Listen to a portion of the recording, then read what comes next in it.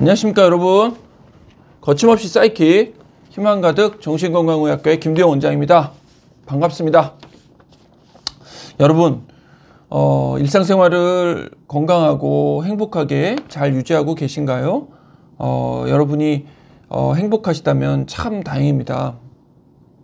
그러나 우리 사회는 오늘을 살고 있는 우리들은 그다지 행복하지 않은 것 같습니다. 무엇보다도 삶의 만족도 지수가 OECD 국가 중에 최하위를 계속해서 기록하고 있고, 특히 가장 염려되는 부분은 역시 높은 자살률입니다. 여러분께서도 언론이나 미디어를 통해서 여러 번 접하셨겠지만, 지난 20여 년간 OECD 가입국의 통계에 의하면 우리나라가 자살률에 있어서는 굉장히 상위권에 속하는 위치에서 변화되지 않고 있습니다.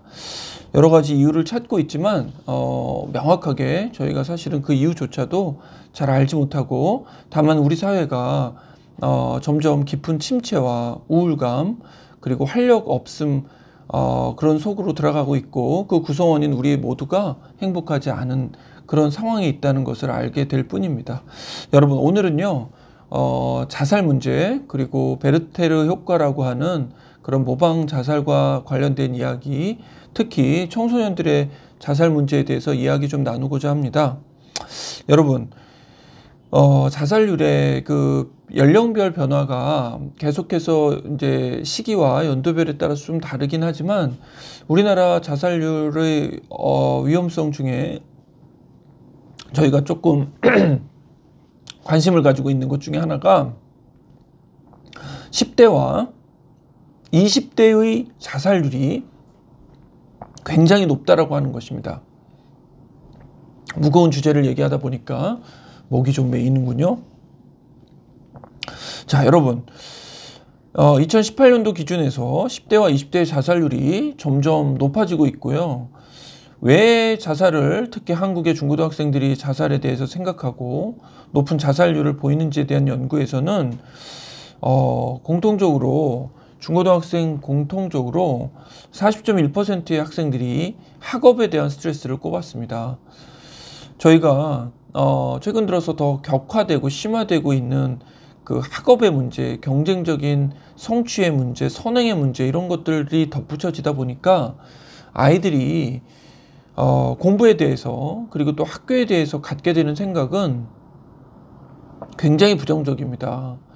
그러니까 내가 이미 성취의 기반이 별로 없고 공부에 대한 의욕이나 동기도 떨어지고 친구 관계조차 좋지 않다면 학교라고 하는 공간이 더 이상 나에게는 무의미하게 느껴지고 지옥으로 향하는 것 같다라고 하는 아이들도 있을 정도입니다.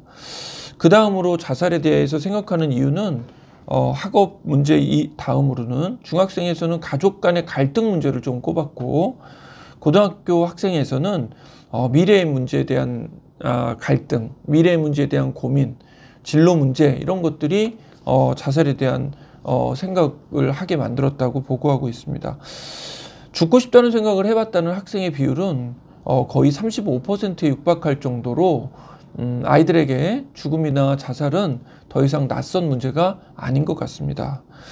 여러분, 그 잘 아시는 것처럼 괴테의 젊은 베르테르의 슬픔에 나오는 주인공의 그 죽음과 관련돼서 그 당시에도 그 문학 속의 주인공의 죽음을 접한 모방 자살이 굉장히 사회적인 문제가 됐었던 것 같고, 최근에도 우리 사회에서도 유명인들 또 연예인들 분들의 자살 문제가 있다 보니까 그런 자살 소식이나 뉴스를 접한 청소년이나 또 성인분들의 모방 자살이 늘어나고 있다는 얘기를 들어보셨을 텐데요. 역시 연구에 따르면 유명인의 자살이 있고 그것이 미디어에 노출된 이후에 그 유명인과 비슷한 연령 그리고 비슷한 성별의 분들의 자살률이 굉장히 높아졌다라고 하는 연구 결과가 발표되었습니다. 그리고 이 미디어에 노출되는 기사와 기사의 빈도와 또 모방 자살의 상관관계도 굉장히 높다고 보고되어 있기 때문에 저희가 생각할 때는 중고등학생들에게 이러한 미디어의 노출이나 또 방송 측면에서 이런 방송을 너무 많이 이렇게 연령의 제한 없이 노출시키는 것은 굉장히 심각한 모방 자살과 연관성이 있기 때문에 특별히 우리 사회가 조심해야 되겠다는 생각을 하게 됩니다. 자, 여러분, 자살을 생각하는 주변 분이 계시다면 또 우리가 주저하게 되기도 하거든요. 자살하고 싶은지를 물어보는 것이 나은지, 자살을 생각하고 있는지를 언급하는 것이 혹시라도 그 대상자에게 더 빠르게 자살을 시도하게 만드는 그런 촉매제가 되는 것은 아닌지 주저하실 텐데, 저희 정신건강의학과에서나 또 정신과 의사들이 권고하기에는 또 여러 연구 논문들이 보여주고 있는 부분은 자살에 대해서 언급하시고 깊이 있게 질문하시는 것만으로는 절대로 자살을 더 촉발시키거나 촉진하지는 않습니다. 오히려 자살을 생각하고 있는 분들은 두 가지 안과 감정을 다 가지고 있습니다. 건강하게 회복되고 싶은, 그래서 행복하게 살아가고 싶은 마음과 또 너무 힘든 나머지 삶을 버리고 싶다는 두 가지 마음 속에 계속 갈등하고 있는 시간들이 있습니다. 그래서 그 시간에 여러분께서 관심을 가져주시고 따뜻하게 힘든 문제를 나눠주시고 자살에 대해서 생각하고 있는지, 어떤 방법을 고려한 적은 있는지, 또 그 방법을 위해서 준비한 부분도 있는지를 잘 캐치하시고 알아차리시고 얘기를 나누시고 조금 더 전문적인 도움을 받으실 수 있도록 이렇게 연계시켜 주시는 것이 저는 굉장히 중요한 부분이라고 생각해서 말씀을 드립니다. 최근에는 저희가 정신복지센터에도 자살을 전문적으로 다루는 팀이 있어서 여러분께서 주변에 또 저희 지자체의 그런 정신복지센터하고도 상담을 받으실 수 있고, 그것보다도 더 가까이 저희 정신과 의사들이 지역에 여러 군데에 이렇게 준비되어 있습니다.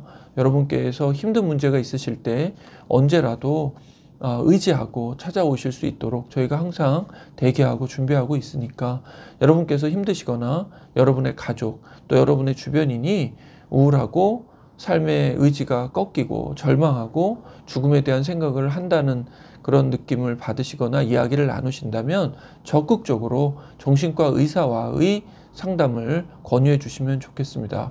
여러분, 오늘은 굉장히 무거운 얘기죠. 자살에 대한 이야기, 또 모방 자살에 대한 부분들에 대해서 말씀드렸습니다. 저도 굉장히 우리 사회가 걱정되고 염려됩니다.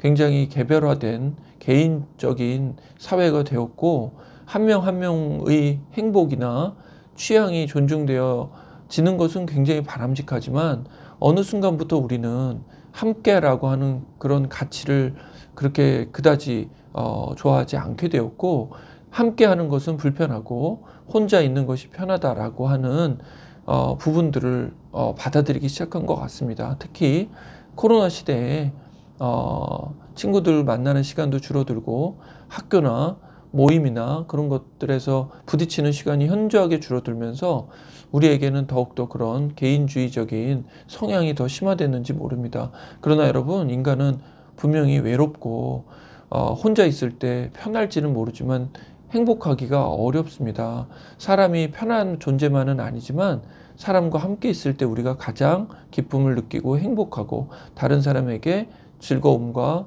또 웃음을 줄 수 있는 존재라는 것을 기억하시고, 우리 스스로가 그런 존재도 되어주시고 또 주변으로부터 또 힘을 얻으셔서 인생의 어려운 문제들 잘 이겨내고 감당하실 수 있었으면 좋겠습니다. 또 기도하실 수 있으면 좋겠습니다. 여러분이 어떤 어려움에 처해 계시든 또 신앙으로서 힘을 얻으신다면 그것을 이겨내는 데 큰 도움이 될 거라고 확신합니다.